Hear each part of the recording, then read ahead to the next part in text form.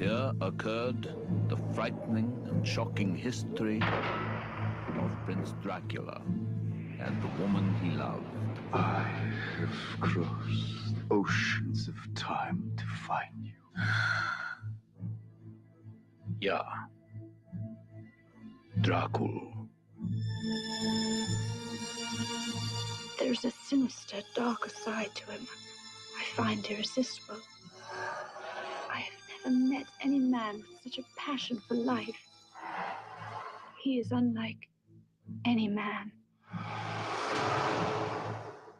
What are you? Vampires do exist. This one we fight, this one we face. Can take on many forms. He is both young and old. He can appear as mist, as vapor, as the fog. And he can vanish at will. Oh, my love. The power of his evil desire has no end. You've got to go to him. You've got to love him. She is a willing recruit and devoted disciple. She is the devil's concubine. Join me in eternal life. Your salvation is his destruction. I want to be what you are. I want to see what you see. I want to love what you love. Take me away from all this death.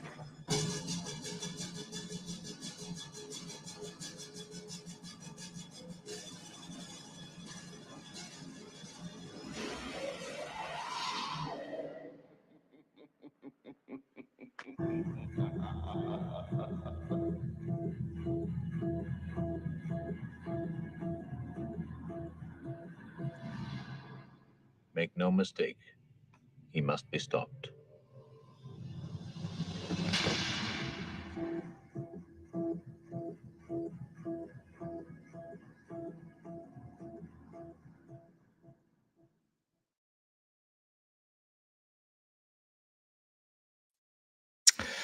Hey up, it's Steve from the old Yorkshire Geek. Hope you can hear me. Hello, Win Grace is here already. Look, best accent ever in this movie. I presume you're talking about Gary Oldman and not Keanu Reeves. But yes, we're doing Dracula, Bram Stoker's Dracula, directed by Francis Ford Coppola. Or is it Coppola? I've always said Coppola. Whatever. So that's what we're doing this week. It's a great film. It's one of the best, in my opinion, versions of the Dracula story. I've read the book, the Bram Stoker's book, but it was a long time ago and I can't really remember much about it. I can't even remember how it ends. But so I was very young when I read it. But this is a good version. It's really good. Information about it before we start. As I said, directed by Francis Ford Coppola, screenplay by James V. Hart, based on obviously Bram Stoker's Gothic novel from 1897. Stars Gary Oldman, Winona Rider, Anthony Hopkins, Keanu Reeves, Billy Campbell, Carrie Elwes, Sophie, what's her face? I forgot the name now. I forgot the name now. Sophie Thingamabob. Sadie, not Sophie. Sadie Frost. And who else? Richard E. Grant and Tom Waits and various other people in smaller roles. Here we go. I pronounce it Francis Ford Osaka. Yes, well, I'm not the only one that mashes names and other things with my Yorkshire ways. Anyway, what else? What else was I saying? It had a budget of $40 million, which 1992 wasn't that big, really, to be honest. It was not to be sniffed at back then, but it wasn't that big. And its box office was 216 million, so it did well. It did well, and it struck a nerve with audiences. It won 3 Oscars for, can't remember, best costume design, best sound editing, best makeup. It was nominated for 4, also best art direction. Don't know why it didn't win for that because it's amazing art direction. What else? I think that's about it. We can get into the film. So obviously, I'm not going to just play the film because that would be wrong, and I get into trouble. Go through it in a series of stills. Might play the odd little snippet. But anyway, right. Let me forget to mute the bugger. Let's get it full screen, and then I'll pop it up, and we'll go through it. I've just finished watching it on the old Blu-ray. There we go. Can you see? There we go. Dracula, the old Blu-ray. Not a very good cover, is it? Really, but never mind. But I'm watching it with the film's audio and the subtitles from Francis Ford Coppola's commentary. So I probably missed a lot. I'll probably forget a lot of stuff. But anyway, let's get on with it. Make myself titchy tiny. Make myself titchy tiny. There we go. And off we go. Right. So we begin. There we go. I just want to make sure it we're going to come on. So there's the old Columbia lady. Here she is. Right. So we begin in Romania, or as it was called back then, Wallachia, in the 15th century. And we were told Anthony Hopkins does a voiceover, and we're told that Ottoman Turks, I think it just says Muslim Turks, have overrun Constantinople and they're sweeping across Eastern Europe. Obviously, it'll become the Ottoman Empire, but they will be repelled by Vlad Tepes. They don't say that; they just call him Dracula. They don't call him Vlad Dracula. He calls himself it later on, but not at this point. I don't think they do anyway. They just call him Dracula because he's from the Order of the Dragon. Anyway, so he's got to go out and meet the Turks and fight them off in the name of God, because he's a Christian. In his meat armor, we'll see it again. But he bids goodbye to his love, Elizabeta, who looks just like Winona Rider.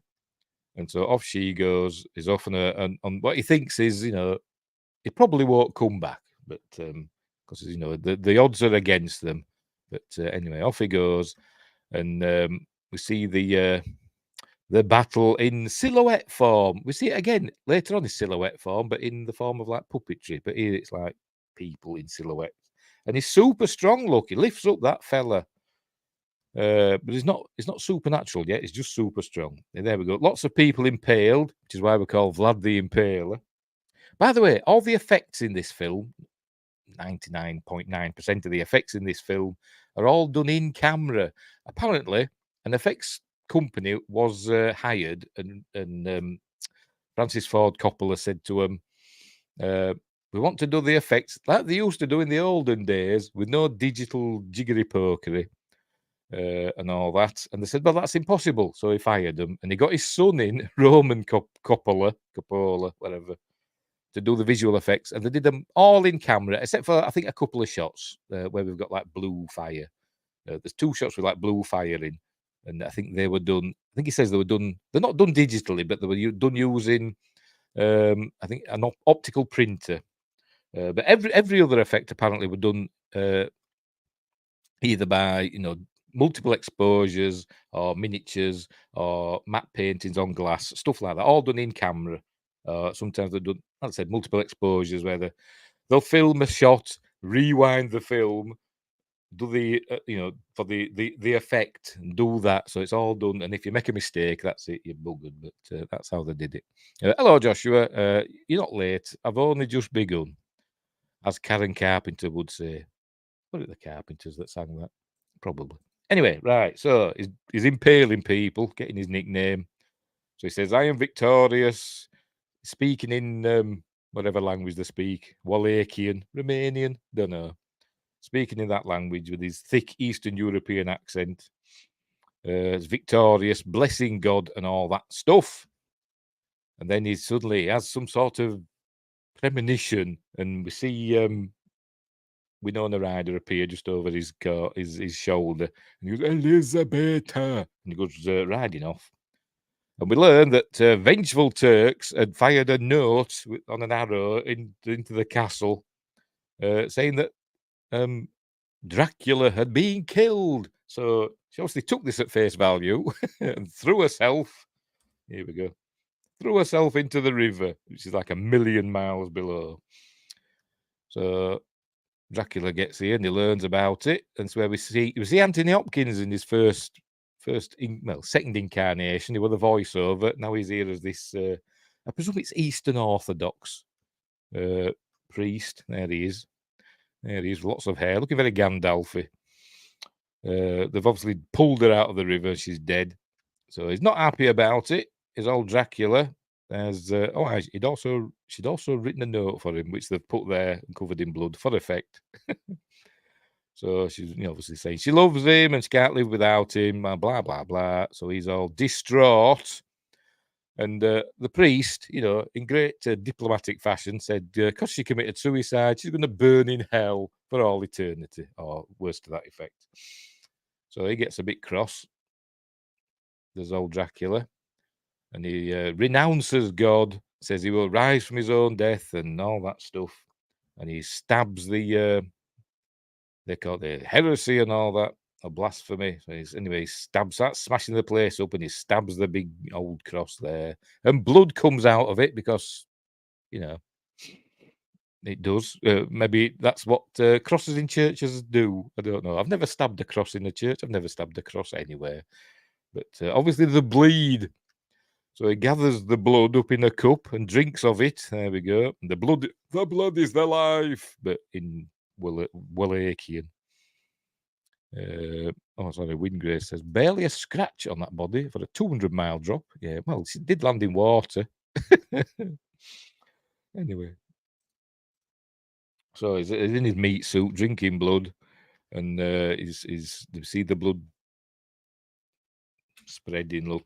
We hear the great music. Don't ask me to pronounce his name. It's a great score by, I'll tell you, I'm going to read it out. Where is he? Hang on, where are we? Music by, oh, God, here we go.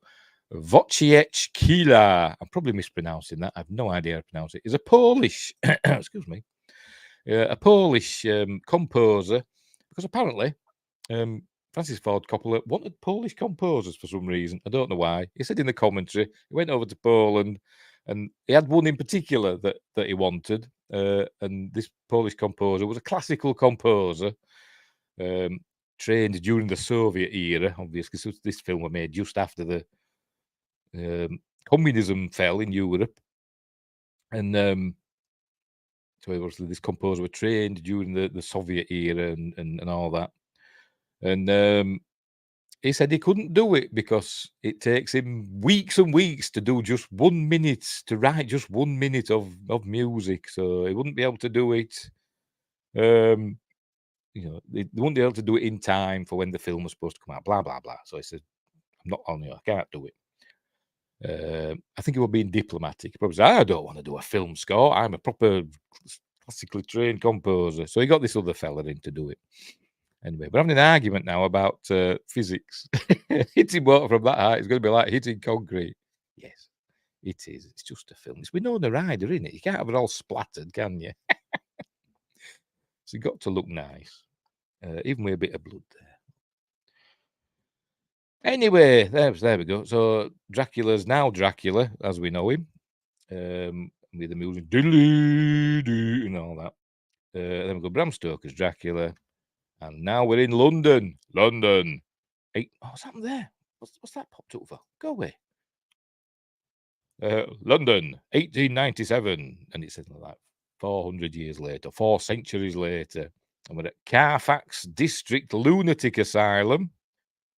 This is where we meet Renfield, played by Tom Waits, who's the musician Tom Waits, who's actually a really good actor as well, and does a really good English accent. I thought he was English. I genuinely had to look it up. I thought, I want to see where this fella's from, just in case. And he's American.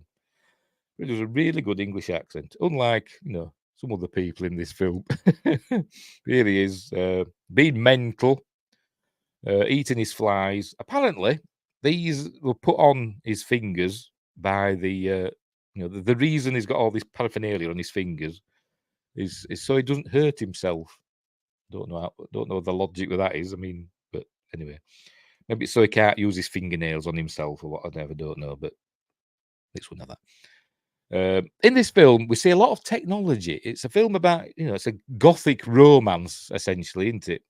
But we see a lot of technology in this film. And Francis Ford Coppola, the director, I'll just say, wanted to show that, the emerging technologies of the era. So we see like typewriters and, this cinematograph and all this sort of stuff, phonographs and all that. We see all that. Right, so here he has been mental and talking to Dracula, Master, the time has come and all that. So he's eating his flies as he does, because he's been driven crazy by Dracula, and now he's got to eat flies in the way that Dracula drinks blood. He sees that he's got to eat living things, so he eats insects and bugs because that's his way. Then we cut to the solicitors, lawyers, whatever you want to call them. This fellow, the great voice as this actor. Don't ask me who he is. Let's see. Does it say? I don't even know if he's got a name. Does it say? Nope. Oh, it could be him. I don't know. It could be him. I have no idea. Anyway, he's Jonathan Harker and Renfield's boss, and he's saying Renfield's being driven mad, poor fellow, out of his greedy mind. So Jonathan Harker's got to go to Romania to finish the deal with this eccentric Count Dracula, and he tells him, succeed on this task and your future with this firm is assured. And Keanu Reeves is giving it all. I will give it my full attention, dude. Like that. So that's what he's doing. He tries his best, but he's just not very good at English accents. Like I'm not very good at American accents. So anyway, so he's going off. There he is. He's going off to Transylvania. I thought you said Jonathan Archer for a second. Yes, well, you would win, Grace. You would think Jonathan Archer. Imagine if Scott Bakula had played Jonathan Harker. Imagine. He'd get there and Dracula the Pin go, oh boy. Anyway, so he's going off to Transylvania, but he's got to bid goodbye to his fiancée, Mina Murray. She's Mina Murray in this because she's not married yet to him. She's not Mina Harker. She's Mina Murray. Got to bid goodbye to her. Obviously played by Winona Rider, who I think does a pretty good English accent. I think she's fine in this film. I think she's very good. So got to bid goodbye. So she's not happy about that, but fair enough. It's his job. So they sit down and have a kiss. And by the way, this entire film, apart from one scene, this entire film, a film on sound stages, not one single, external, on location shot outside, not one outside shot. It's all done on sound stages, apart from one scene, which were a reshoot. Later on in the film, when they get married, it was filmed in a church in Los Angeles. So there you go. But the rest of it was filmed on sound stages, and it looks cool. Right, so we cut to hang on, here we go. We'll have a look. Here we go. Peacock feathers.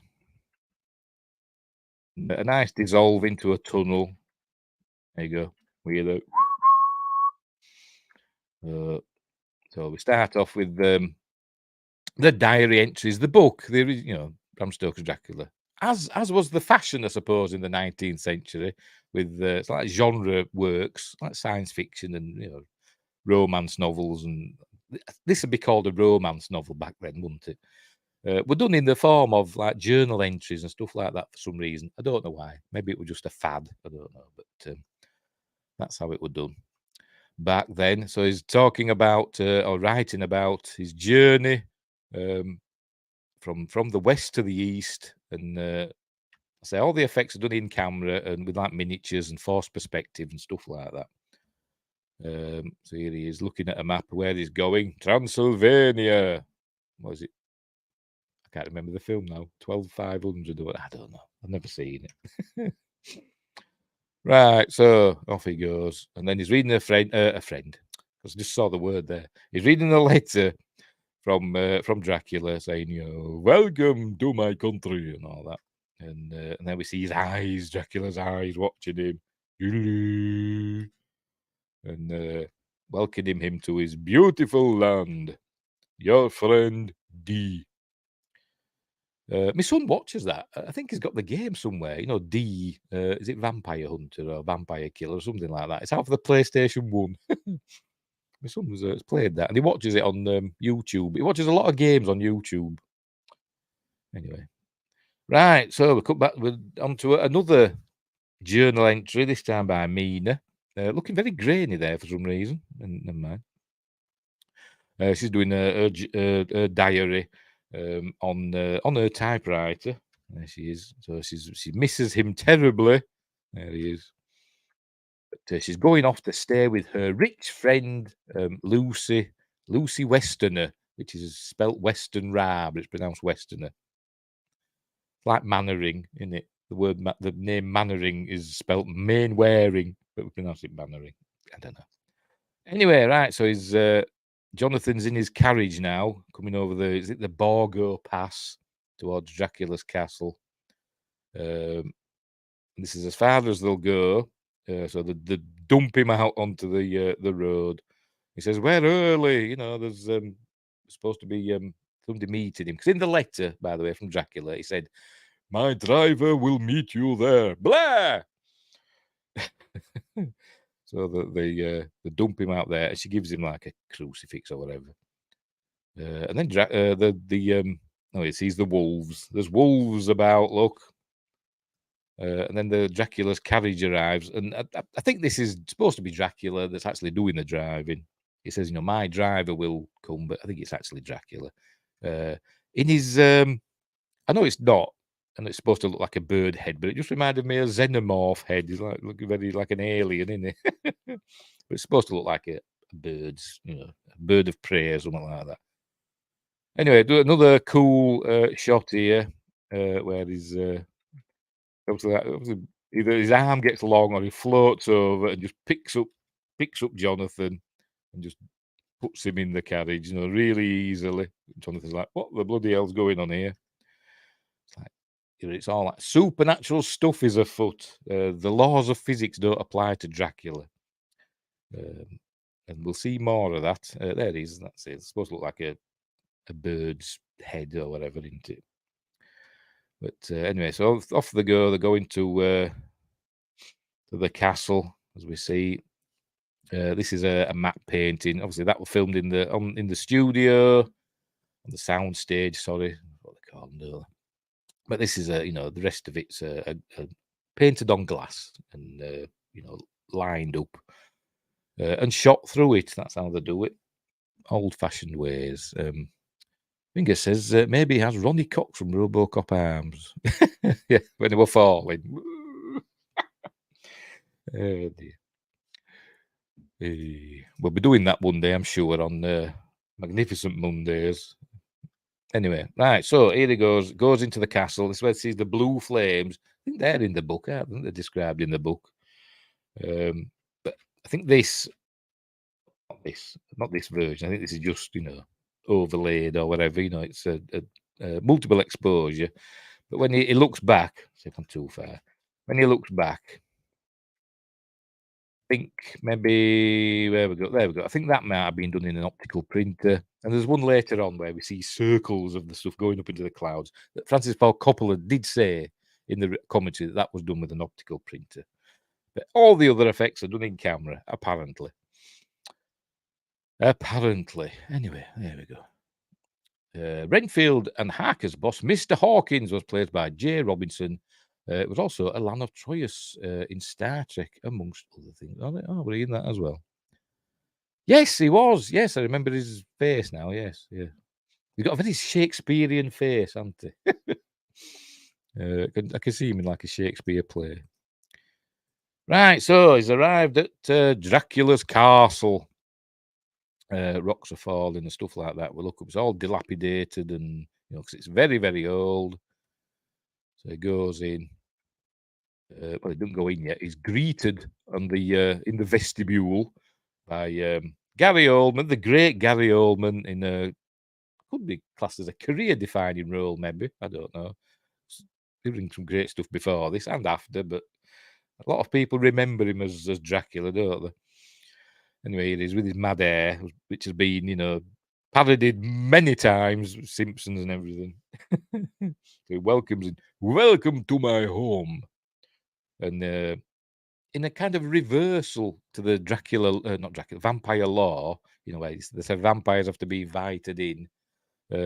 It kind of does it on Jonathan Harker. Jonathan Harker's standing on the threshold of the castle, and he says, "Come in," and then he steps over the threshold, and his adventure's about to begin. That's where we're looking. Come in, come in. There you go. That makes a song and a dance about it, doesn't it? There we go. His first step into a larger world, or to his doom. So Dracula takes him into the castle. You see, it's all very old and dusty, a bit like my house.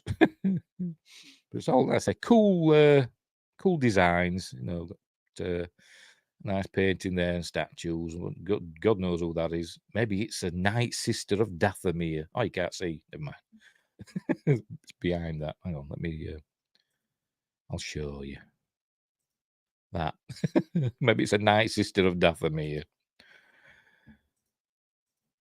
Right, so he's feeding him, and he says, "Apologies, I'm not be joining you. I have already dined, and I never drink wine." So there we go. So he's eating away, watching him eat.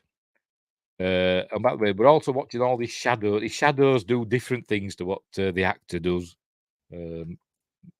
He's like Peter Pan. His shadow is separate to him. And he's telling him all about the history of his family and how they fought for the church, in the olden days. And he says, that relationship was not entirely successful. And Jonathan Harker kind of, laughs about it. Of course. Then he sort of like freaks out as Dracula. There we go. Pulls a sword, snarls like that. This is no laughing matter. We were a great people and all that. And Harker says, I apologize. I offended you.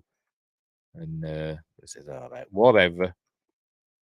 But now, then we're learning now that he now owns 10 properties in London, Carfax Abbey, and 9 other places. And he asks why he's buying all these properties, and he don't answer him. And I think the logic is that he's got safe houses dotted about where he can, get to like his own soil, because he takes his coffins with with Transylvanian soil in, doesn't he? So I think that he dots these about as like safe houses. I think that's the reasoning. As we see here, his shadow's doing different things to what he's doing. Well, not there, but in a minute. And there we go. He looks around. His shadow's still there, but Dracula's not there. He's behind you. There we go. Oh, hang on. Yes, it's cool. Is it? Well, a lot of this is cool. In the commentary, Coppola says they used a lot of magicians' tricks. They got stage magicians in, theatrical magicians and stuff, to help them with a lot of the effects that they did, in camera. So anyway, right. So obviously he's got hairy palms. I think in the book, his eyebrows met in the middle as well, but he don't in this. But he's got hairy palms and long nails, and so now he owns these properties. I think he sees there we go. This is where he sees Jonathan's little photograph of Mina. There we go. He sees it there, and his shadow knocks over the little ink pot. As we see here, look, his shadow knocks over the ink pot. It goes onto Mina. Oh no! But somehow it goes underneath. I don't know how this is working, but never mind. I think it's supposed to maybe to represent Elizabeth's hair. Maybe, I don't know, but so he sees that. Now, did he know about Mina beforehand? I don't know. Is this why he's buying the properties in London to get to Mina, or what, I don't know. But maybe Renfield told him about me. I don't know. Anyway, so it's all sad, and they're talking about how he used to be married, you know, and you know, he was madly in love and he's crying, and you know, he's got no earlobes. Look, I just noticed that he's no earlobes. I don't think. No, he hasn't. Right, so he gives Jonathan the picture back, and he tells him, "I want you to write to your employers and Mina and that, and tell them that you are to stay with him for a month." It says, "What, so long?" He says, "Yes, and you know, I will accept no refusal." Just fate. Is it just fate working its whims? Yeah, probably. Not everything has to have a logical answer, does it? And anyway, so there we go. So he's got to stay in Transylvania for a month. Now we're back with Mina now. She's doing her diary again on her typewriter. Technology. And she's at, I forgot the name of the house, but she's at the Westerner mansion, staying with Lucy. And she's also looking at a book on Eastern eroticism. It's supposed to be like the Kama Sutra, but it didn't show in it, is it? Shows it. Never mind. It's supposed to be like that. It's not called that. I think it's like called Arabian Nights or something. But sure, it's there we go. Arabian Nights by Richard F. Burton. Is that a real book? I have no idea. Should we look it up? A real book. Arabian Nights. Oops. Richard F. Burton. Oh, yes, it is. Yes, it is. Yeah. The Arabian Nights, Tales from 1001 Nights, translated with the preface and notes by Sir Richard F. Burton. There we go. So it's obviously it's the tales of is it Scheherazade, whatever they call her, that was going to be put to death, wasn't she? Until she told the Caliph or whatever one tale a night. This is where the Alibaba and all them came from, didn't they? And Aladdin and all those sort of stories came from the tales of the Arabian Nights. All right, but it's not like the Kama Sutra, is it? Unless it's hidden, unless that were hidden in there by Lucy, I don't know. Anyway, it is. Oh, hang on. But Mina is currently busy fighting Moriarty with Sean Connery. Yes, she is. Yes. I like that film. I like League of Extraordinary Gentlemen, and Mina Harker in that. She's super hot. I forgot the name of the actress. She's Australian, isn't she? And I forgot her name. Peta Wilson. That's what it is. It came to me. It is, and it was quite scandalous. Oh, right, fair enough. So there we go. Right.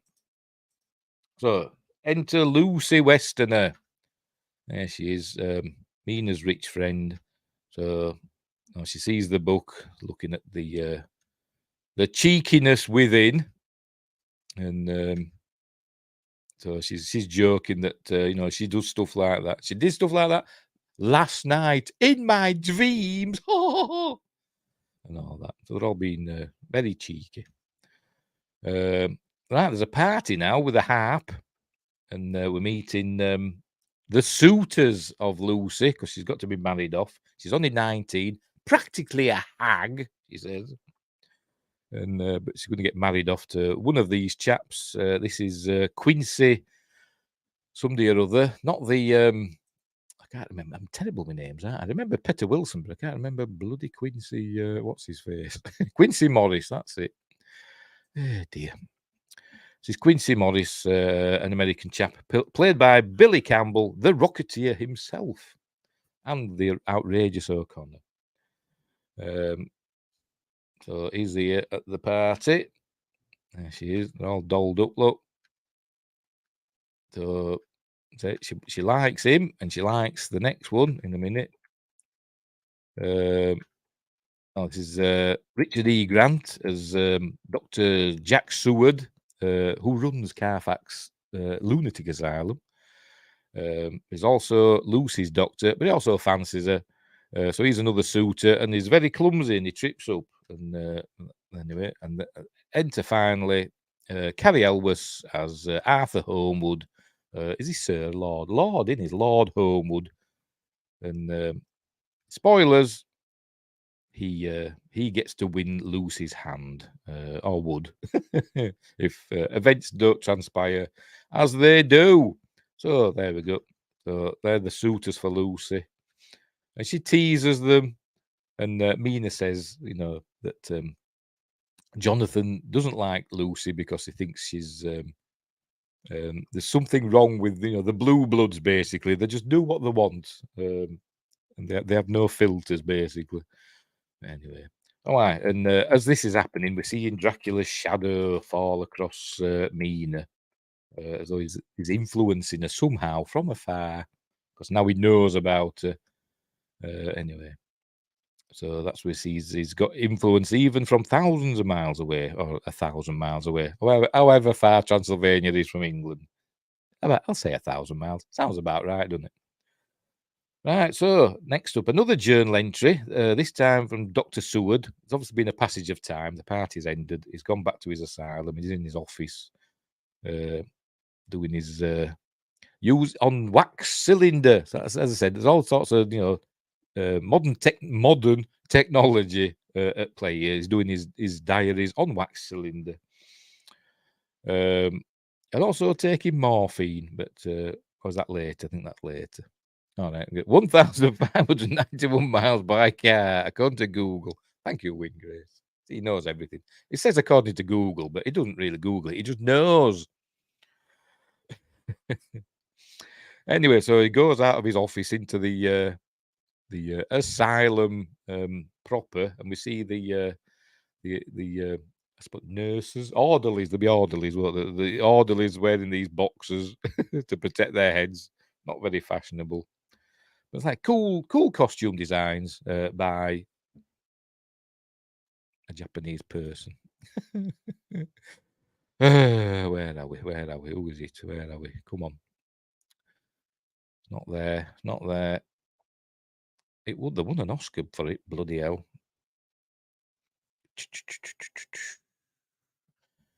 Where is it? Best costume design. Costume design. There we go. Iko Ishioka won an Oscar for it. There we go. For the costume design. So going to see Renfield. Here we go. Here's Renfield with his plate of bugs, and he says, Dr. Seward, would you care for an hors d'oeuvre? Oh, perhaps a canapé? Says, no, thanks. So it says, Seward says, we're going to have to create a new classification of lunatic for you, because they don't mince words in those days, do they? It'd get cancelled these days, wouldn't it, for calling a patient a lunatic? But Renfield explains that he needs the life. He's got to take the life into him, and then he suggests that he gets him other forms. That a bird maybe could eat the spiders, or a kitten could eat the bird, and then he said maybe could get you a cat. I thought they were going to do the whole. I saw an old woman who swallowed a fly, but they don't. So he gets excited about having a cat, but obviously that's not going to happen. And he has starts going on about the master. He's got to get lives and souls for the master. And then he attacks Dr. Seward. The master commands it. The master commands it. And he attacks. There we go. He attacks Dr. Seward. I think he's biting him. I think. They go in and get the old truncheons on him. And in this bit here, I think Richard E. Grant, I think he's channeling Peter Cushing here. If you watch this, how he does this, look, that's Peter Cushing, is that, innit? If you watch the old Dracula films or any film where Peter Cushing's had a bit of a fight with somebody, that's how he does it. And so I think that was deliberate. Personally, I think he was doing Peter Cushing there.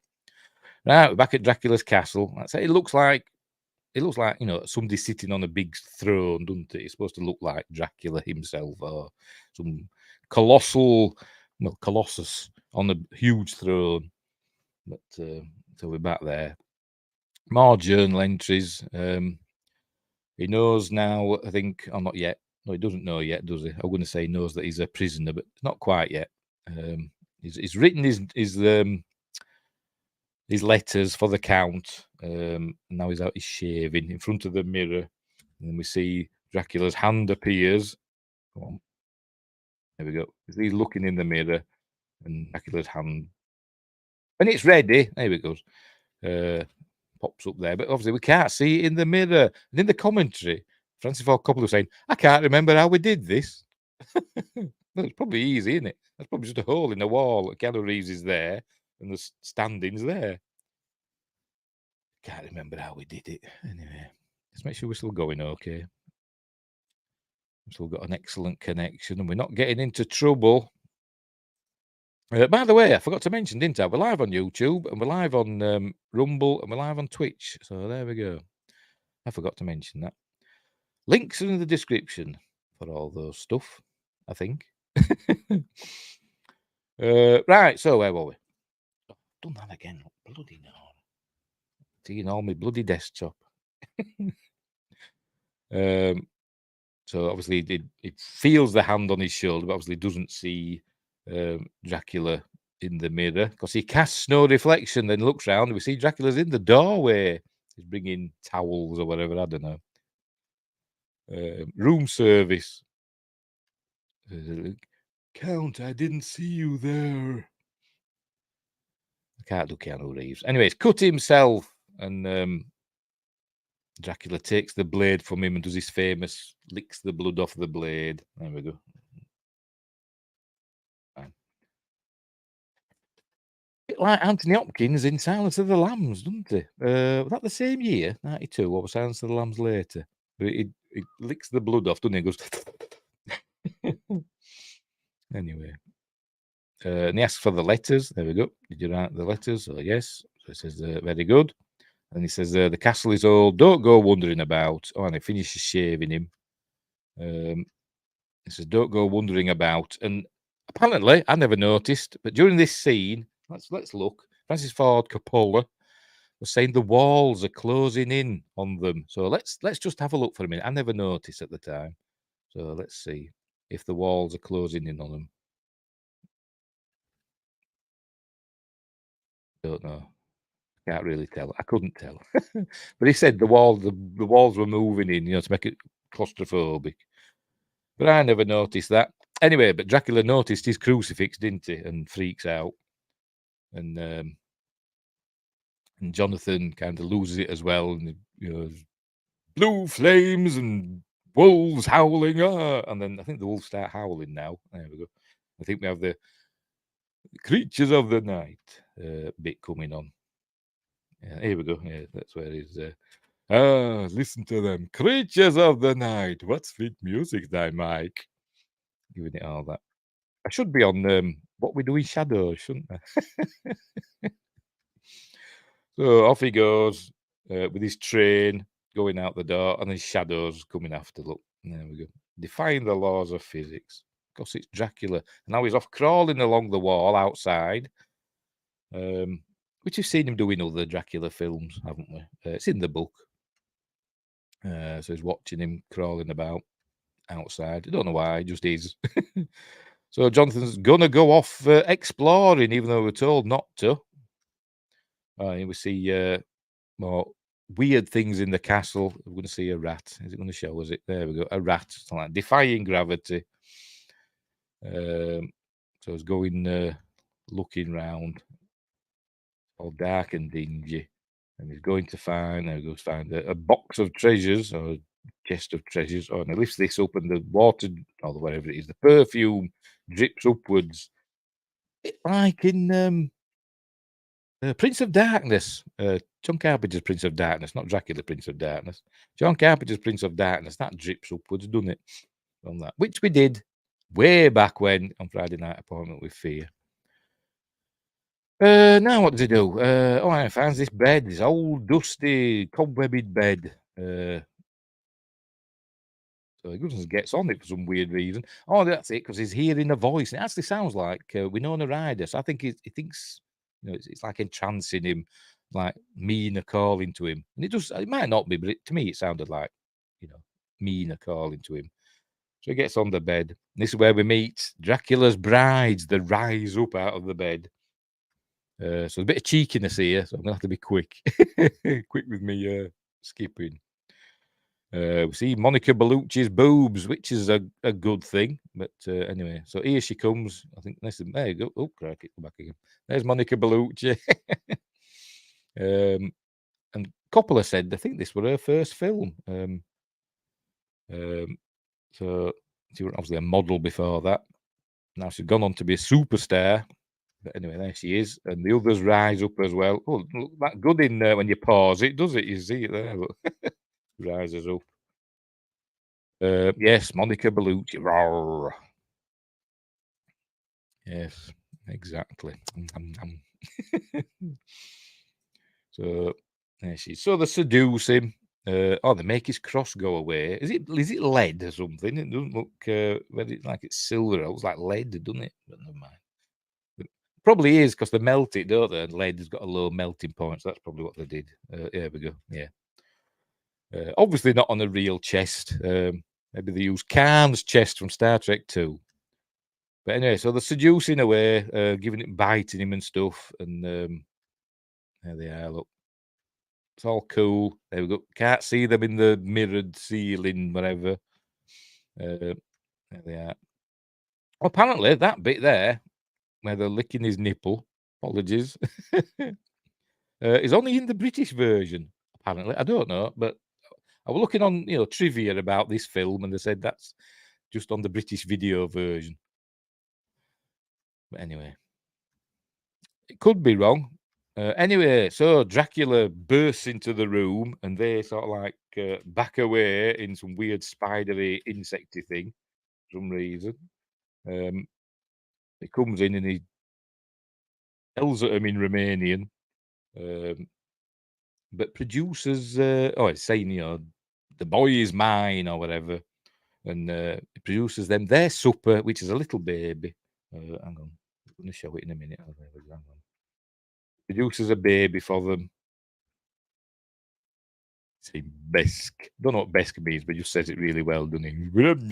Besk. One, show us. Oh, I didn't show it. It must have been before that. Let's go back again. He's moaning about his, how he loves and all that. And they say, you've never loved her. Yes, I have loved. But he's talking in Romanian. Go on, get the baby out. Or maybe that's too cool.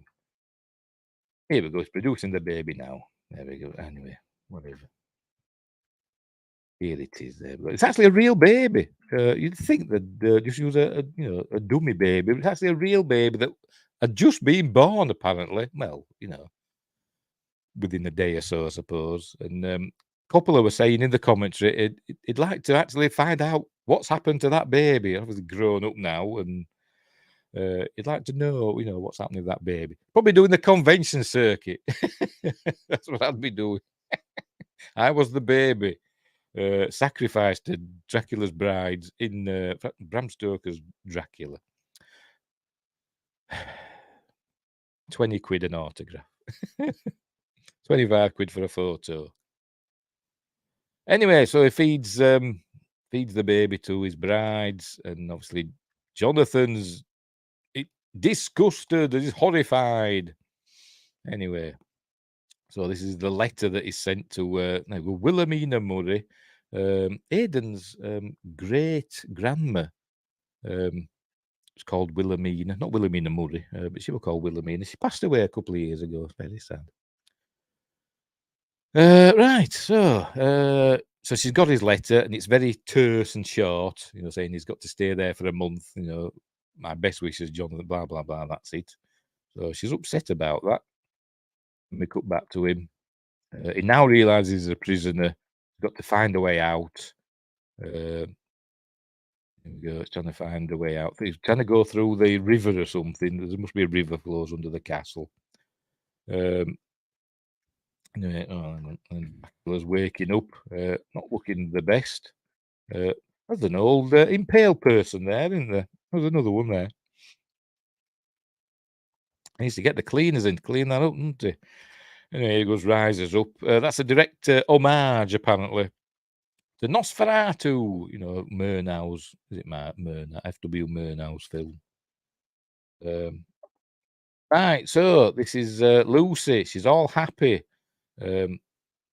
Mina's sad because Jonathan's staying a month in Transylvania, but Lucy's all happy because she's accepted the proposal of marriage from Arthur Homewood. She's going to be Lord and Lady Homewood.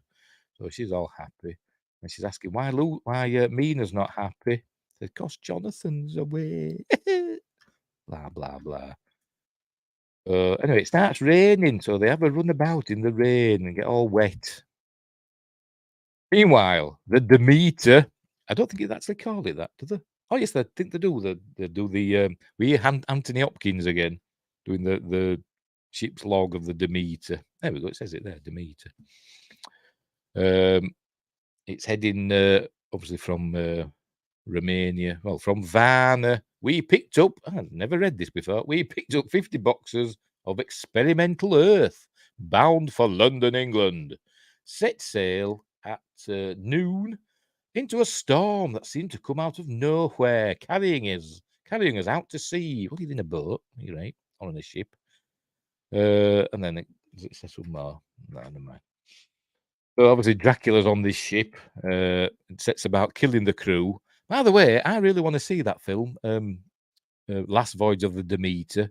It came out, and apparently it hasn't done very well, so I'm hoping it'll hit streaming soon, and I can watch it, because obviously that's about this voyage of Dracula.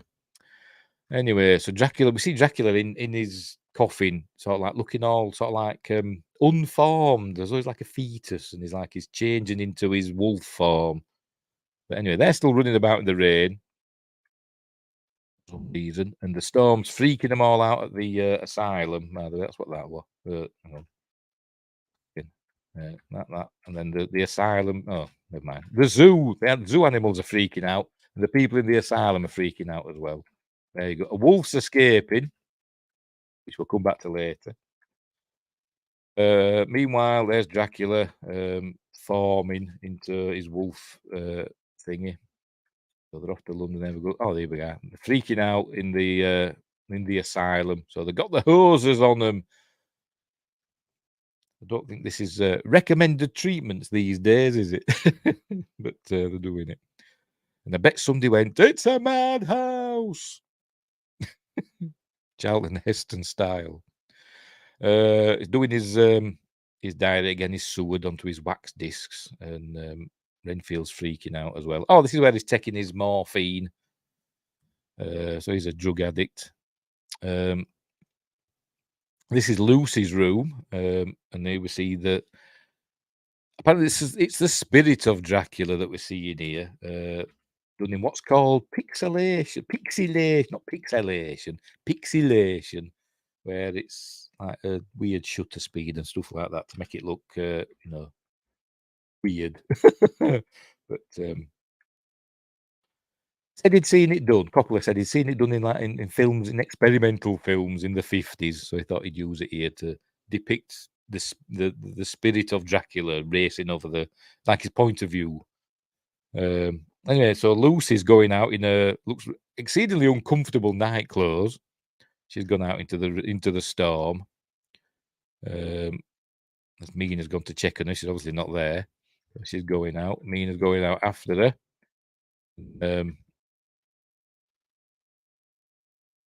She encounters the wolf, the wolf man form of Dracula in a minute. There we go. Mina sees it. Probably gone too far. There we go. Sees Dracula and me and Lucy getting down to it on a stone thing. And he's bitter. Look, he's bitter on the neck. 2 puncture marks. And then you see, there's a good sound effect as well when he bites. A nice crunch. Anyway, he looks up and he sees Mina there, and we're going to see the the effect when he sees her. He was roaring. Fella there.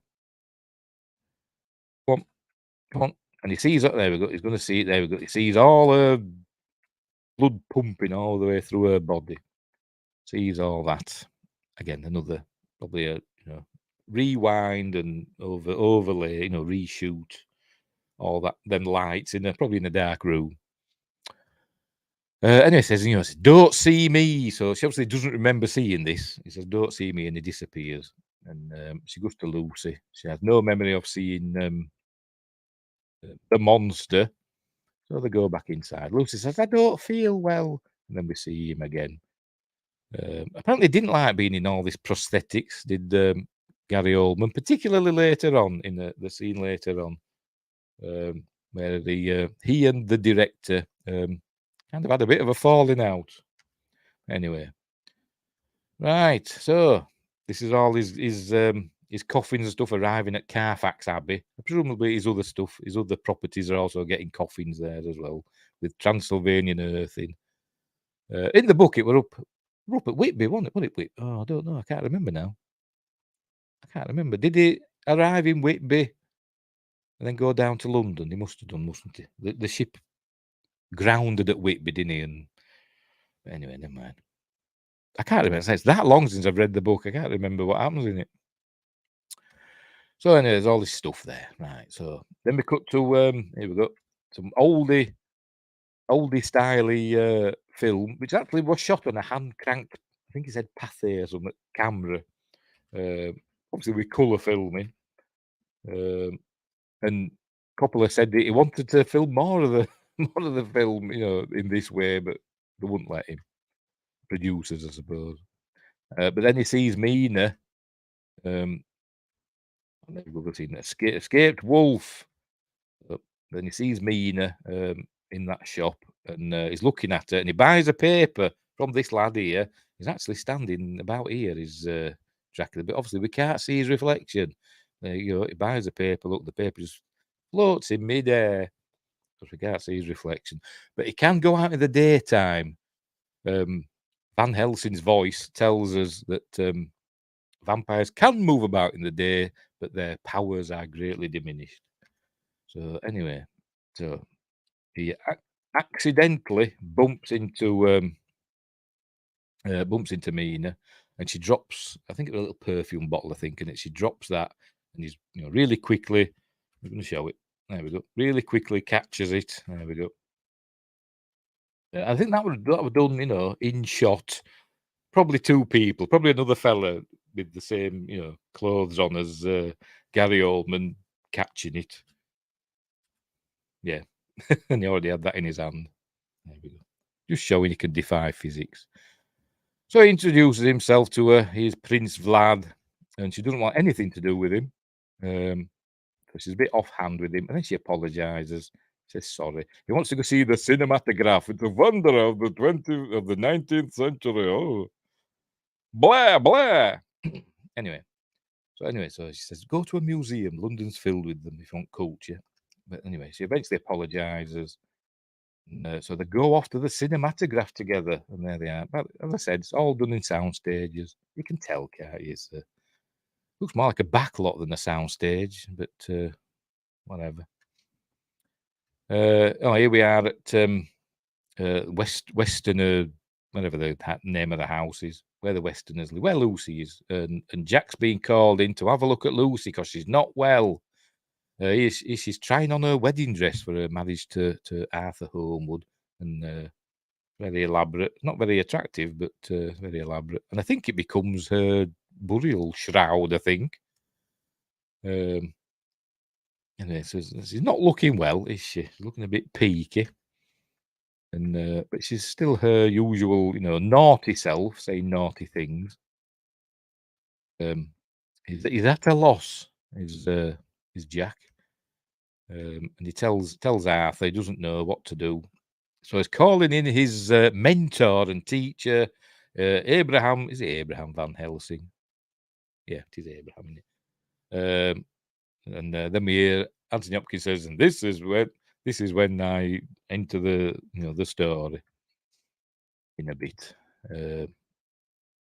Where he's telling him, he's calling Van Helsing. He says, "Do it, man." So Carrie Ellis does, a reasonable English accent as well. Joshua says, "That's probably the most handsome Richard Grant has ever looked." The style suits him well. They were quite handsome in Warlock, in his own way, I suppose. Anyway, then she pulls that off, and we see the two puncture marks, which turn into wolf's eyes. A nice dissolve into wolf's eyes. And Mina and Prince Vlad is usually a bit dark. Well, yeah, he isn't. It's like Hugh Grant, isn't he?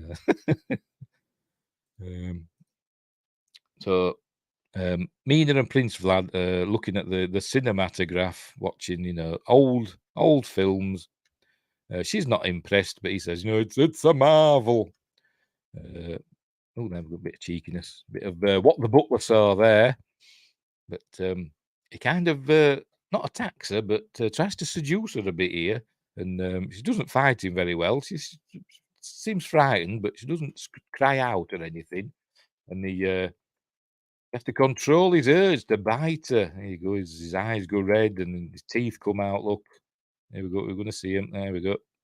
Shink. His teeth come out. There we go. And he's about to bite her, and he stops himself. Well, meanwhile, on the puppet stage there, we're seeing the Battle of Constantinople, which I think is what we were supposed to see at the beginning of the film. Where Vlad defeated the Ottoman Turks and all that. But that's in like one of them shadow puppet things. But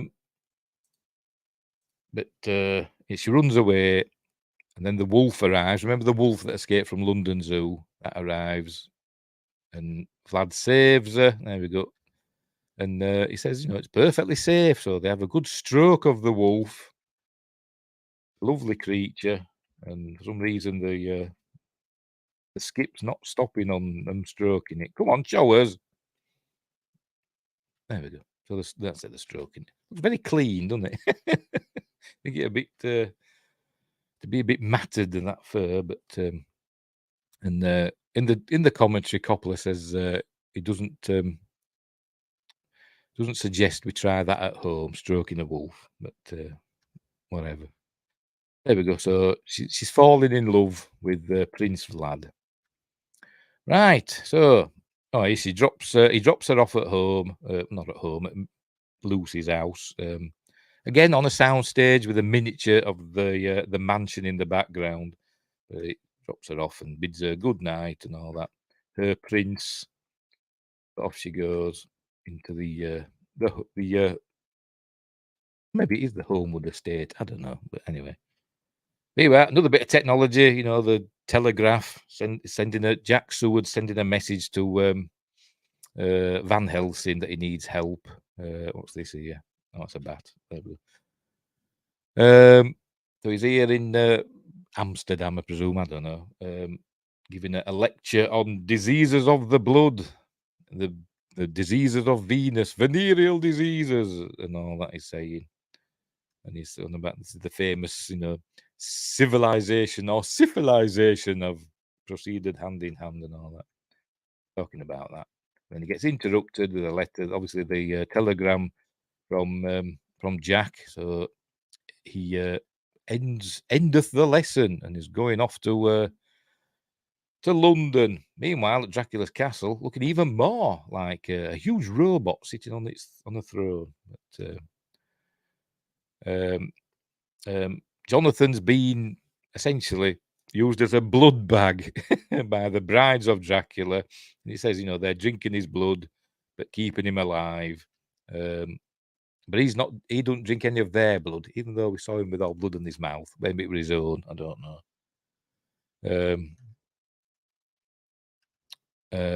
He's got to find a way to escape. And then we cut to, that's Elizabeth, who's obviously Winona Rider.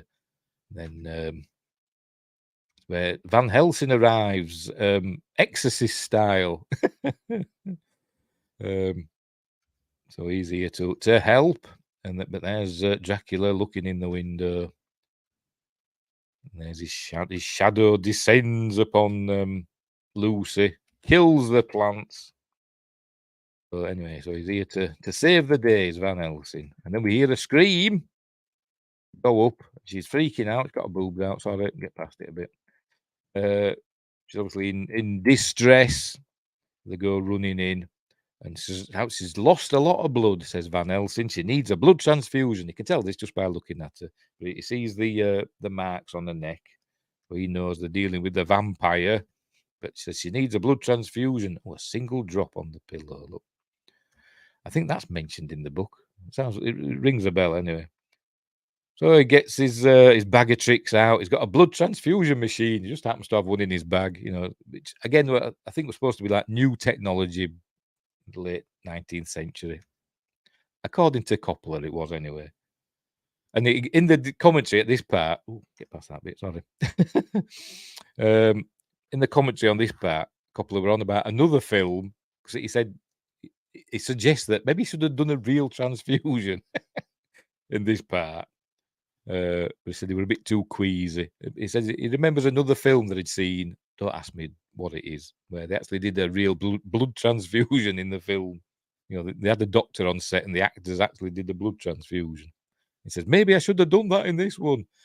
But this is, an older Coppola. This isn't Apocalypse Now Coppola, is it? Anyway, right. So they give her a blood transfusion. Arthur donates his blood. Hopefully he's the same type. What they're doing there. So he knows that it's a vampire that's doing all this. Got to find out, what's going on. He tried to tell him about, the supernatural and all that, and can't believe everything you see. And then he disappears. His voice goes into an echo. Then he reappears there. Like I say, a bit of stage illusions and stuff. And then we cut to a nice view of Dracula with blood on his mouth. So Mina's looking after Lucy, and then we cut to a bit later when she's drinking absinthe with her Prince Vlad. There we go, with sugar and stuff. I've never had it. I've never had absinthe, so I don't know what it's like. But is it still banned in France? I don't think it was ever banned in the UK. Sure, we're still going. I've got that thing on. Yeah, it seems fine, doesn't it? Hopefully. Fingers crossed. What the hell?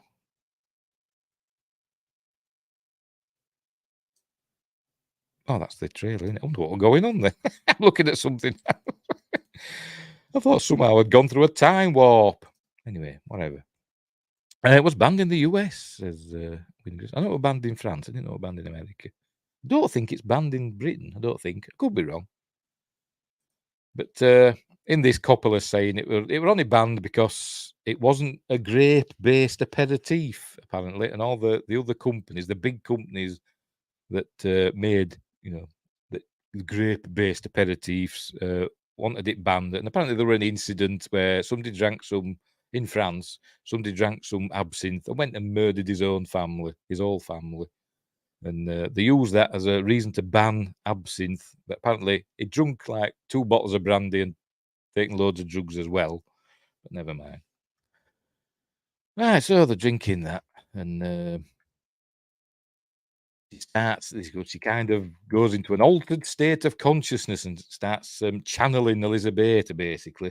And she starts describing, his ancient homeland and all that. So it freaks him out a little bit. I think he realizes she must be some sort of reincarnation of Elizabeth. She doesn't just look like her. She's describing what happened. Is transfixed, and that's it. They're falling in love now. And he turns her tears into diamonds because he's like Superman. Superman turned a lump of coal into diamonds, didn't he? Or a diamond. In Superman 3. Right, so Jonathan's got to escape now, so I think he's going to basically chuck himself out of a window or off a ledge or whatever. But he falls in the water. He's got away from the castle. Find out what's happening here. Can't see. Oh, this way he's getting out. He's getting out Shawshank style. Isn't he? So he gets to a church and he's safe now. He's safe. They look after him in the church. Well, she gets word that Jonathan's safe, and so she's got to rush to Transylvania, and they're going to be married straight away. So off she goes. Oh, and it says something here to her now, and hang on, I'm going to show it. And it sounds like Richard Burton to me. Hang on, see if we can. I'll unmute it. See what you'll think. I don't think we're getting through. It's not very long. If it is this bit. There are lights. You are one of the lights, dear Mina. Just sounds like Richard Burton. There are lights, and you're one of the lights, dear Mina. Just reminds me of Richard Burton, who was also Welsh.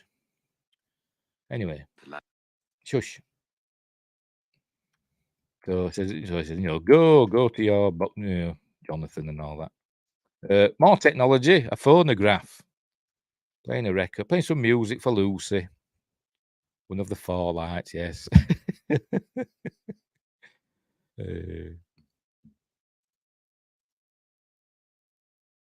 Where were we? Right, so Lucy's still not well. And Mina's telling her she's got to go. She's going to Transylvania to marry Jonathan. So she's saying, go, and all that. She obviously feels guilty leaving her friend in need, and she's saying, no, it'll be fine. So off she's going to go and leave Lucy. See, they've got garlic there, look, to protect her. And she starts freaking out. She can't breathe. And she throws the garlic across the room. I can't breathe. So, calls Bill, Quincy over. So he comes over and he says, the doctor said I got to put you down like a lame horse. And if she carries on. So she laughs and she like lunges for him, and her teeth come out. Look, her vampire teeth come out, as you can see. There we go. But they overpower her. But you see her vampire teeth are starting to grow. I think he gives her some, a sedative or whatever, and knocks her out. So he's going looking in his book that said vampire with a YRE. Probably an homage to is it Polidori that wrote Vampire at the same time that Mary Shelley wrote Frankenstein and all that. Right. Anyway, so he's looking in his book. This is where he learns about it's Dracula, Vlad the Impaler. Meanwhile, obviously, Prince Vlad was supposed to, have a dinner date with Mina, but she sent a letter saying she's going to Transylvania to meet her fiance. They're going to get married, and she's sorry, but she can't see him anymore. And we see there we go, a purple tear. They cry purple tears, obviously, tears of ink. So he's not happy about that. Meanwhile, Mina's throwing her diary into the sea as she's going over to Romania. This is that's all it is. It's a blue backdrop with some ropes and a light and whatever that is. And that's it. She's just throwing papers. That's all that is. Movie magic. There we go. But she's kept his glove, look. She's got his glove. She remembers her prince. And so he's an ugly crier, isn't he? Looks like me. So he's not happy, and he's crying that hard. He calls on the winds to blow out all these candles. And there they go. Blows out all the candles. There we go. Now what's happening now? Yes, and all the candles. Van Helsing's got loads of candles as well. Didn't they have electric lights? I thought electric lights were a new thing as well. You thought they'd had those, but don't they have proper, gas lights? They have loads of candles. Bloody fire hazard. Anyway, he realizes this is Dracula's influence, makes all the candles go out, and he realizes it's him. Oh, right. So he's got to go. They've got to go now, and I think he's worked out that they're at Carfax Abbey. I think they've worked that out, or they're going to go out and deal with the matter. Oh, and they leave Quincy there, and Van Helsing grabs him and says, "You've got to protect her, or she'll become a bitch of Satan or whatever." You crazy old coot. Quincy's staying there to protect Lucy. Arthur's there as well. He's up in the room with Lucy with his pistols, his dueling pistols, probably. So he's there waiting, but he falls asleep because he's an idiot. Probably because he's boozing. Anyway, nods off. Pardon me. Anyway, Quincy gets attacked by Vlad, but he must just knocks him. He just we just see him get attacked, but he don't kill him. He just knocks him flying, just so he can get in. Then we cut to this is the only on location scene where they're getting married. It's a church in Los Angeles. I think it's supposed to is it an Eastern Orthodox church or whatever. So they're getting married, and this is actually an actual ceremony, or it was when we see it again. Lucy senses Dracula's approaching. Starts freaking out. Look, her vampire teeth are going again. Arthur's fallen asleep. There they are, getting married. And apparently they had real priests, and they went through the whole ceremony, and they were saying, have we actually just really married Keanu Reeves and Winona Rider? But I suppose if they don't sign a marriage register and what, it's just, it's not legally binding, I suppose. Anyway, so there he is. He's arrived at Lucy's, but he turns into a wolf and jumps through the window. Oh, steady on. But they're getting mad. They're getting married, and Lucy's getting bitten to death. There we go, by Dracula. For some reason she's vanished from the bed. I don't know why, and it just gets covered in blood. An homage to The Shining. Kubrick's The Shining. They're having a kiss. Lucy's dead. So we fade to black and fade back in where Lucy's lying in state, or whatever they call it, in a glass coffin, and they're all sad. And Coppola says this is a direct homage to Snow White, where we saw her in a glass coffin. He says Snow White, one of his favourite films. That's what he's doing there. So they're all very sad. Nothing they could do to save Lucy. But all that blood an illusion? I don't know, but anyway. So he says to Jack, there's Van Helsing, you need to bring some surgical knives. And he says, "Oh, do you want to do an autopsy on Lucy?" He says, "No, I just want to cut off her head and take out her heart." And he walks off. Meanwhile, in London, Mina and Jonathan have returned from Transylvania. So obviously, quite some time has passed. Because they can't hop on a plane, can they? They've either got to go on a train across Europe, which will probably take a few days, or to go on a boat, which will take even longer. So we'll say a week or so has passed. We'll say a week. Yeah? A week's gone by. So they're off. Now we've got Dracula's there, watching and not being happy. They're going to check on Lucy and the gang. Arthur and Quincy and Jack and Van Helsing and Jonathan might be there as well. I can't remember. Maybe not. Don't know. We'll see. So they're all there, and they open up the sarcophagus, and we see she's not there. She's not there. A glass coffin is. The glass coffin, for some reason, disappears in a minute when she comes back. Spoilers. It's not there anymore. Or maybe it's like the glass coffin in Life Force, which was some sort of force field. But anyway. Well, yeah, loved Van Helsing's matter-of-fact explanation. Yes, he doesn't beat about the bush, does he? He does it again, doesn't he, later on? But she's not there. And then we hear some sort of weird noises, and she comes in. Here she comes in her. I think it's the wedding dress that she was supposed to wear. It looks like it, doesn't it? And she's got a young girl in her hands. And apparently, Coppola said this little girl, it was only about 2 or something like that, 2 or 3, were terrified of I forgot her name now already. Sadie. She was terrified of Sadie Frost. It was being all nice to her and stuff, but because she was all pasty white and she had vampire teeth and all red and stuff.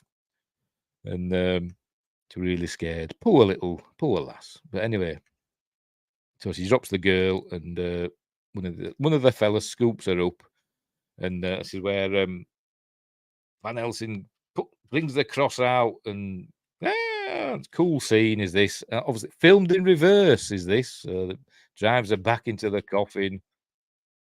Back, fowls, beast of Satan, or whatever Peter Vincent might say. But anyway, this bit's backwards, isn't it? And she gets in the coffin. She's obviously getting out of it, isn't she? But the glass coffin's not there, is it? Is it? I can't see it. Unless she's on top of it, but I don't know. So she goes back in. There we go. And then she gets back up again, and there we go. Just vomits blood all over Van Helsing.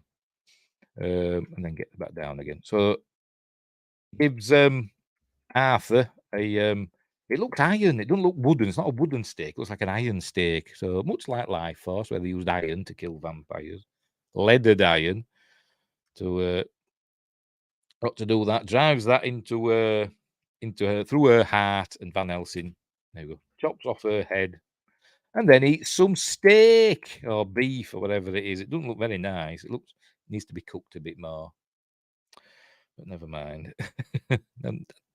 Don't give me all this. It's got to be bloody and stuff. Cook it properly. So he's here with Mina and Jonathan in some tavern, eating badly cooked beef. And Mina asks him,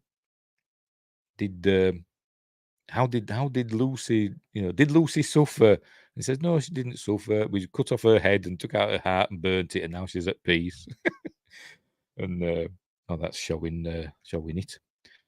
And Jonathan goes, Professor, please. and then he asks Jonathan,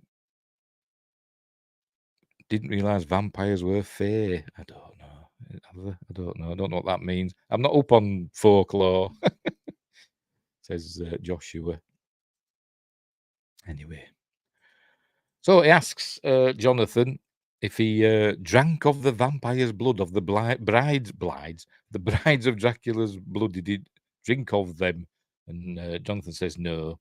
And he downs this. I don't think there's as much in there as you think there is. He just swigs it down. But it's only like black beer or whatever they call it. Dandelion and burdock probably, but he swigs it down.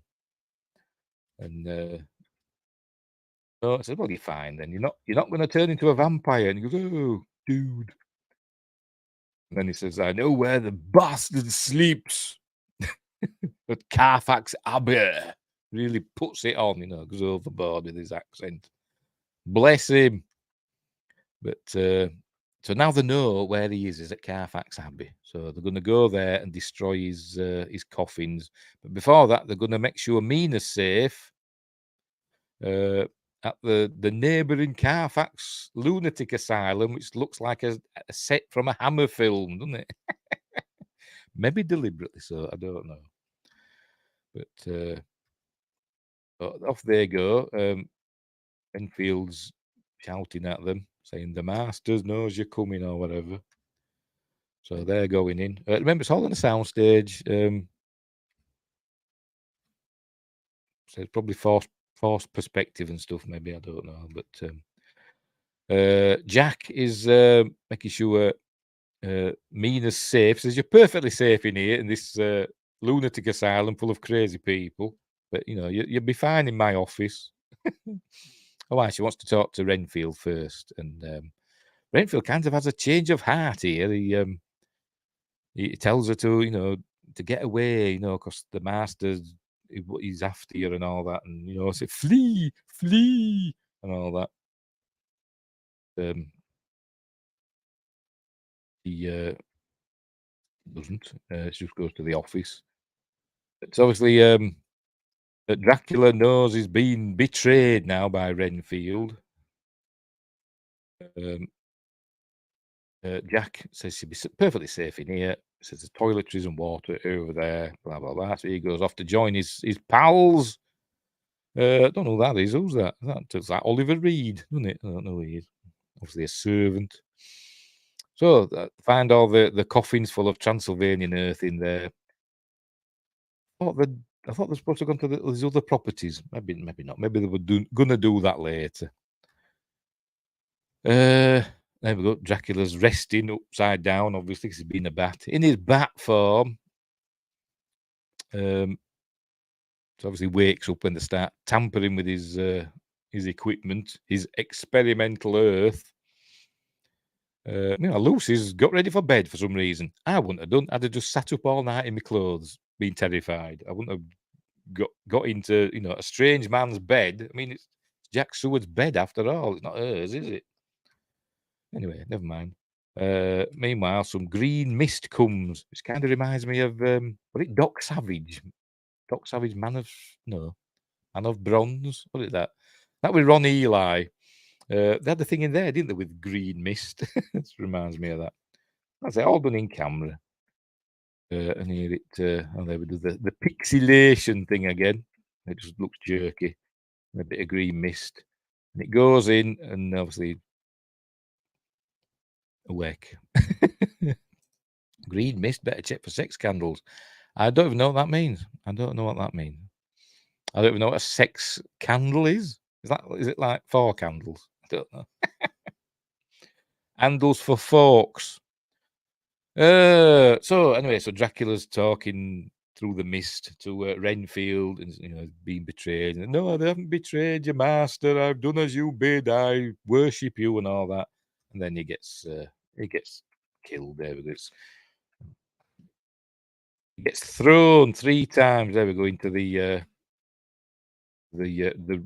bars, and not a very good demise really for Renfield. The 1979 Dracula has a better demise for Renfield.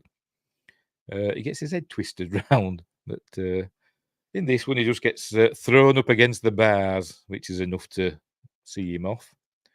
Here they are defiling Dracula's soil by putting candles in and crucifixes and saying holy things. Oh, that one. Oh, Sub Rosa, Beverly Crusher, Green Mist, Candle, Sex with a Ghost. Oh, right, okay. I'm with you now.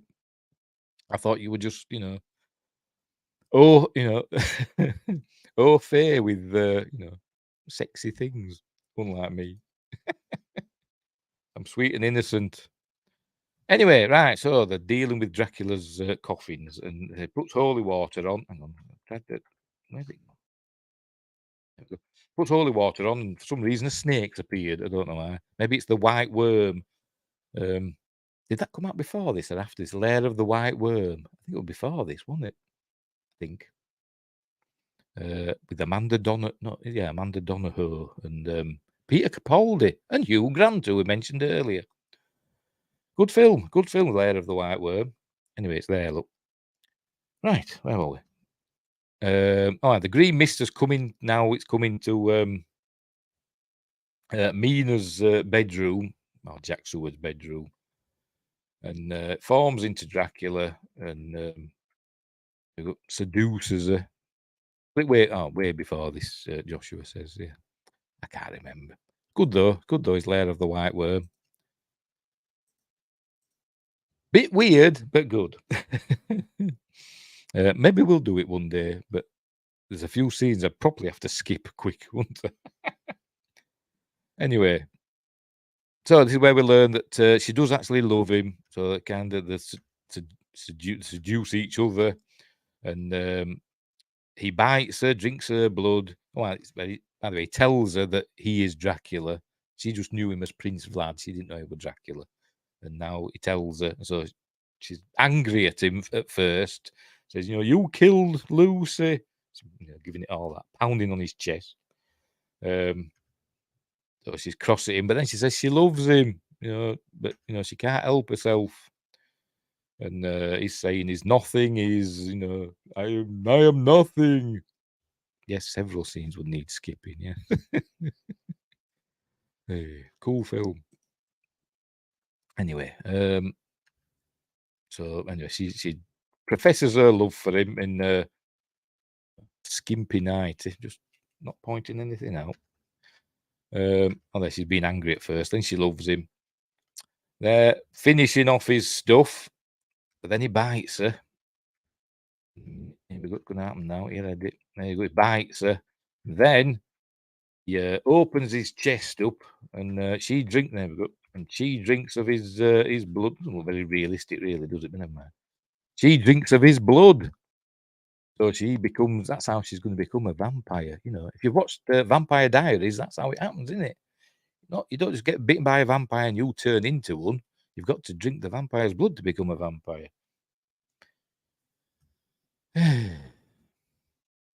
So now she's going to be. She is one of.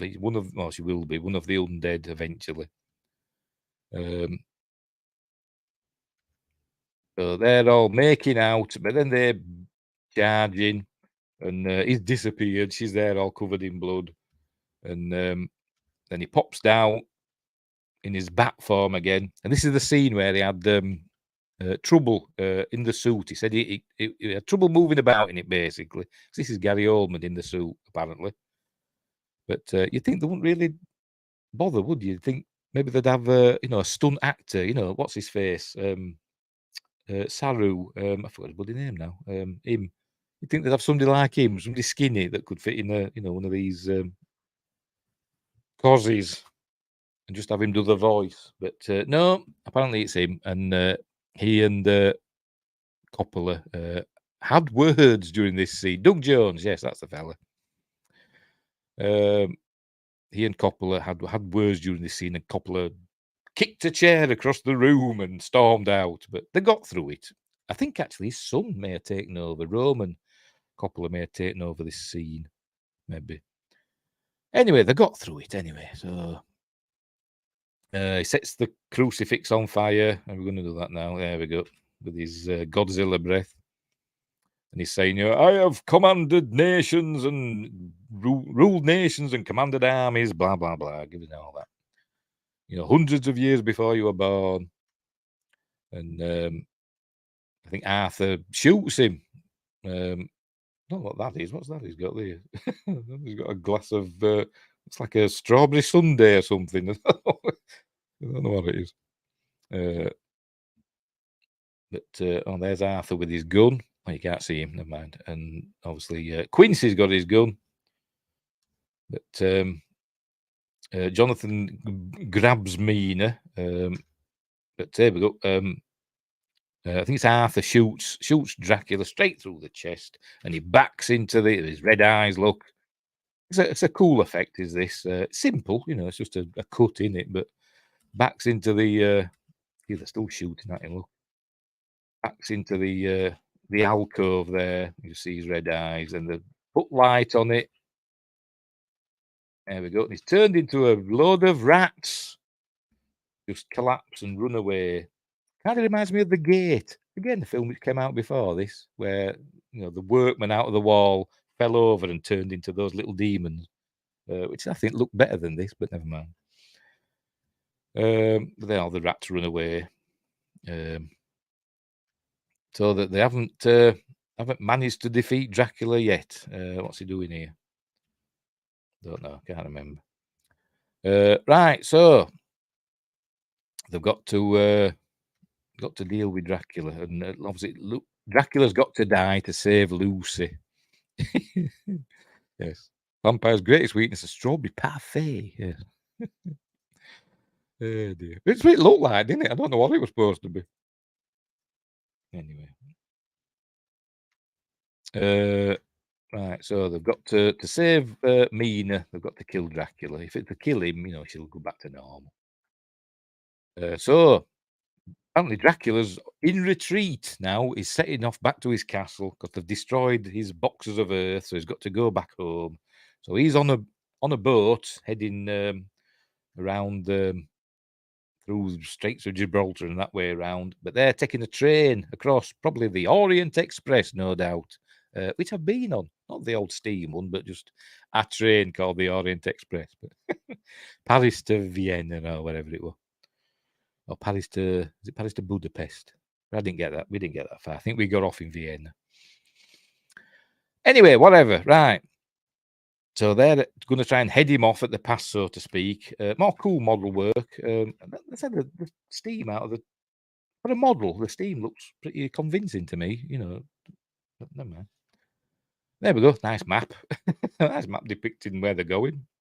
Indiana Jones style. They're on the train, heading that way. He's on the boat to Dracula, going around that way. But somehow, he still beats them.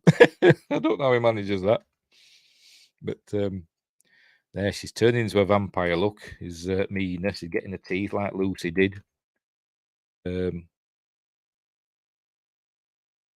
Obviously, Lucy must have drunk his blood as well, by the way, so to turn into a vampire. So if you're pinging, somebody's obviously sending me a message, but never mind. Where were we? All right. While now Dracula can read her thoughts, so that's how he gets ahead of them somehow, because they tell her what they're going to do, what the plan is. They tell her, you know, that they're going to head him off at such and such a place. So Dracula, there we go. They were supposed to meet him at this port at Varna, and they're supposed to meet him, you know, head him off there. That's where he was supposed to, you know, stop. But the ship's carried on and gone somewhere else. So they've missed him. He's gone past them in the night as they waited for him. He's gone past them.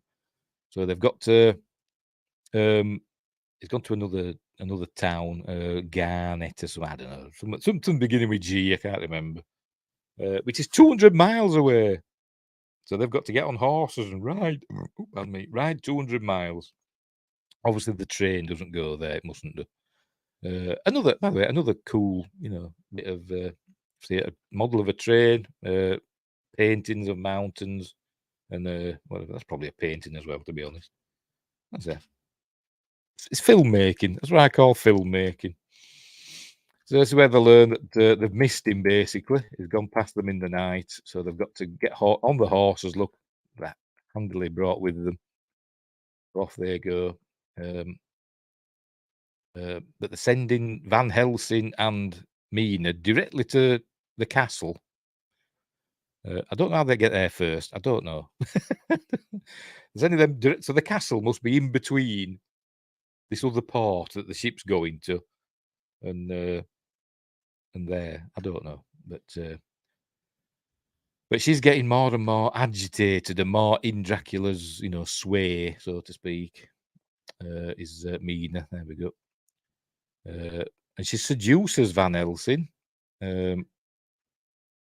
She's freaking out. Let's see the brides again. Ooh, crikey. Crikey. She seduces Van Helsing. There's Monica. Seduces him. And he gives in to her. You know, he starts, you know, kissing and fondling and stuff.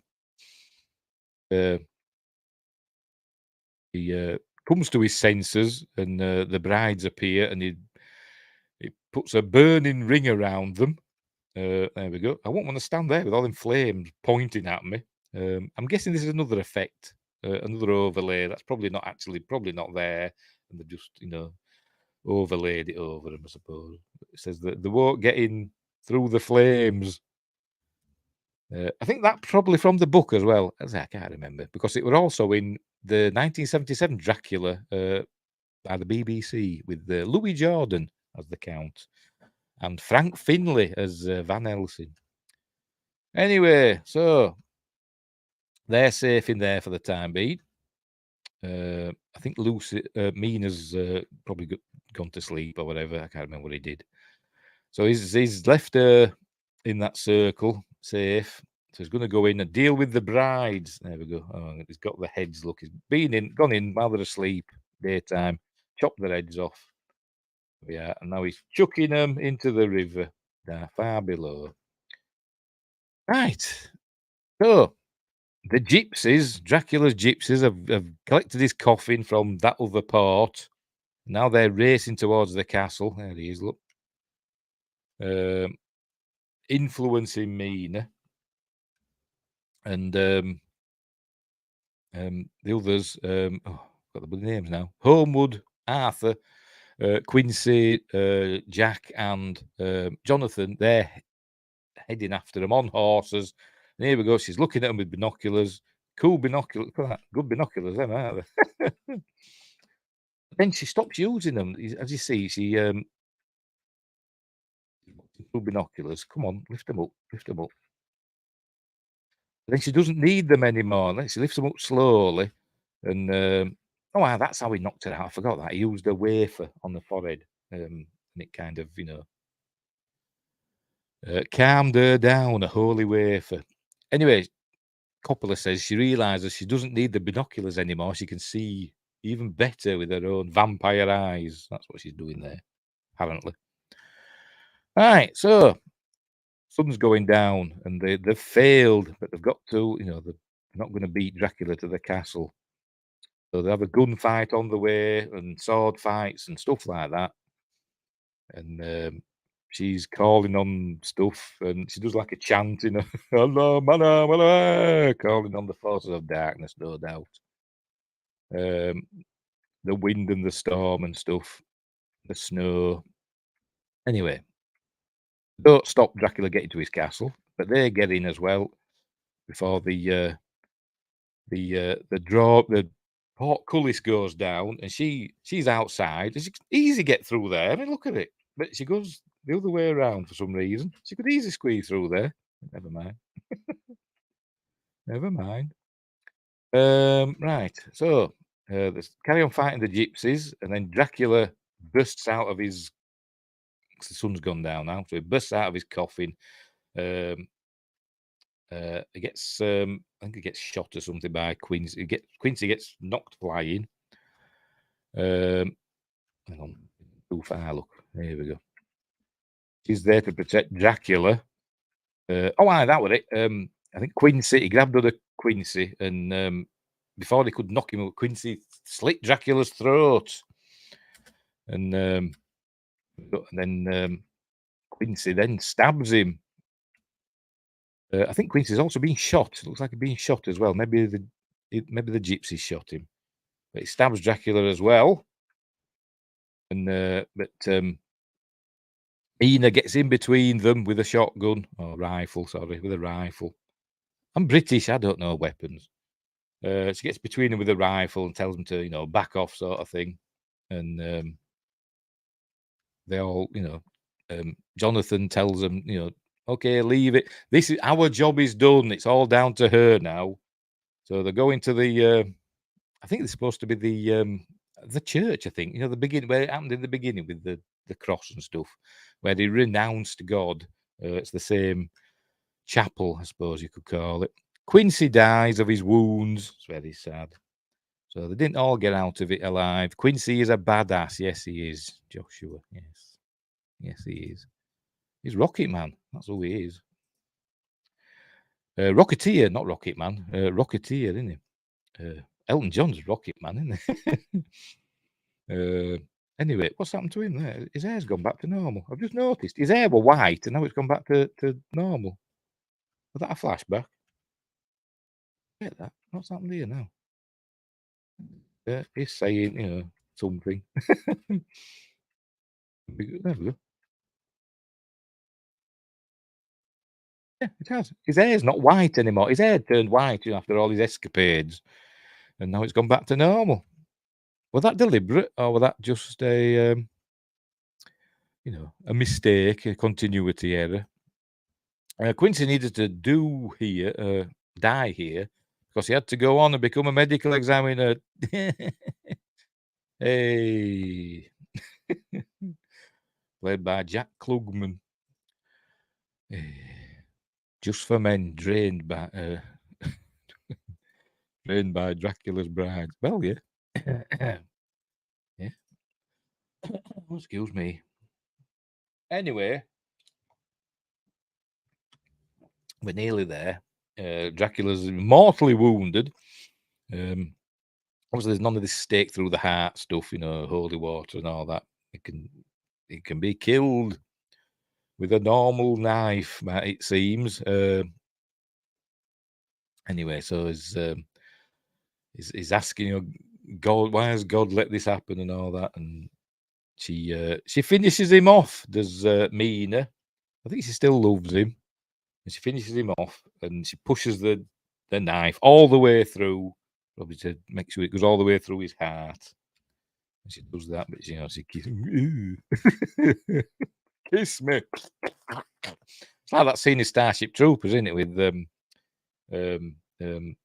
Dizzy, when she's dying and she's all blood coming out of her mouth. And I thought she was going to ask Rico to kiss her. But anyway, so she kisses him on his bloody mouth, and then she finishes him off. And apparently, well, according to Coppola, the film was finished, and it was 3 weeks from release. And he showed it to George Lucas, his friend George Lucas, because obviously, they were in similar circles, weren't they? They were the Brat Pack, them and Steve Spielberg and Scorsese and De Palma, they all came up together, didn't they? Well, George Lucas used to work, didn't he, for Francis Ford Coppola? Anyway, whatever. He showed the film to George Lucas, and George Lucas says she needs to chop his head off, because the film ended where she just stabbed him, and that was it. That was the end of the film. Dracula died, and she says she needs to chop his head off to make sure he's dead. He said that's the last act of love, to show that she truly loves him. To basically, is at peace after that. So that's what they do. She finishes him off. By the way, this heals up. So obviously, Dracula must be redeemed now, because if you watch, this is where he stabbed the cross. If you watch, look, it heals up. Look, as the light of God shines on his face. When I saw this, I thought, is this a visual effect, or is it just like a dissolve? It looks a bit. It's a morphing effect, is that, isn't it? That's not just a dissolve. That's a morphing effect. So that's not an in-camera effect. So I think we're telling fibs there. Anyway, Wingrace says, George said he needed to add microorganisms that are the real source of vampirism. Yes, they are. The midi-hemoglobians.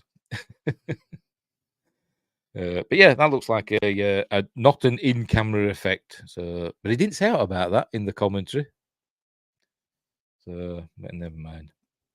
So anyway, it turns back to handsome Gary Oldman, and then she chops his head off. There you go. It's all nice, and then she finishes him off. He looks up. Look, he's all redeemed. Even the blood's gone. Probably kisses him again, finishes him off, then chops his head off.